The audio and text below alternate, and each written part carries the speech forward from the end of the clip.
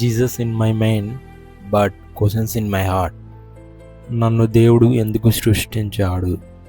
In the Bible, Jeremiah chapter 1 verses 5, before I form you in the womb I know you. God already knows everything. భూమి పునాది వేయకముందే మన జీవితాన్ని చూసినాడు. God is questioning me, I'm really needed you, లేకపోతే ఊరికే పుట్టిస్తానా? Why was I born into this family, this place and this situation? But then I found the answers in his words, in the Bible answers. My first question to the God, why God created me?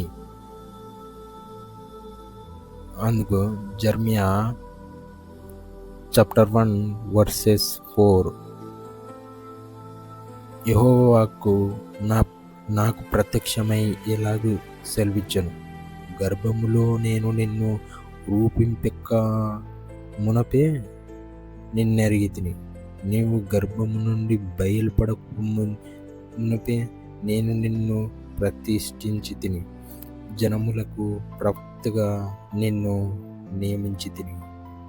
నిజంగా ఈ క్వశ్చన్లకి ఈ జవాబులు ఇవ్వడం, అసలు నాకు ఈ క్వశ్చన్లు నా మైండ్లో వచ్చినాయి. నా మైండ్లో వచ్చిన తర్వాతనే నేను ఈ బైబిల్ చదువుతున్నా. My second question, why this life, why this situation? He decided everything is a right time. ఈ తల్లికి, ఈ తండ్రికి, ఈ ఊరికి, ఈ సిచ్యువేషన్కి ఎక్కడ పుట్టించాలో ఆయన plan. My third question, why am I still struggling? In the Bible God says, my grace is enough to you, my strength is weakness. Correct time. ఈ స్ట్రగ్లింగ్ అన్నీ ఎందుకంటే దేవుడు నన్ను ముందుగా లోపల బలపరచడానికి ప్రక్రియ. My fourth question, my thoughts, నా ఆలోచనలు ముందే తెలుసా దేవునికి అన్నది నా క్వశ్చన్. అవును తెలుసు దేవునికి. నువ్వు ఏమి ఆలోచిస్తున్నావో కూడా తెలుసు, అది కూడా ముందుగా తెలుసు. And God is telling my sheep here my voice and follow me, I know him.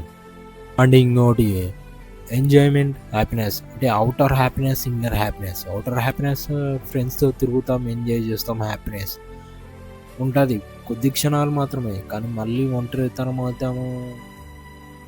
అంటే ఎంటీ హ్యాపీనెస్, టెంపరీ హ్యాపీనెస్. మనకు కావాల్సింది హ్యాపీనెస్ పర్మనెంట్, ఎప్పుడు ఎక్కడ ఉన్నా సంతోషం ఉండాలి. ఇన్నర్ హ్యాపీనెస్ మనకు కావాల్సింది, అవుటర్ హ్యాపీనెస్ కావాలి.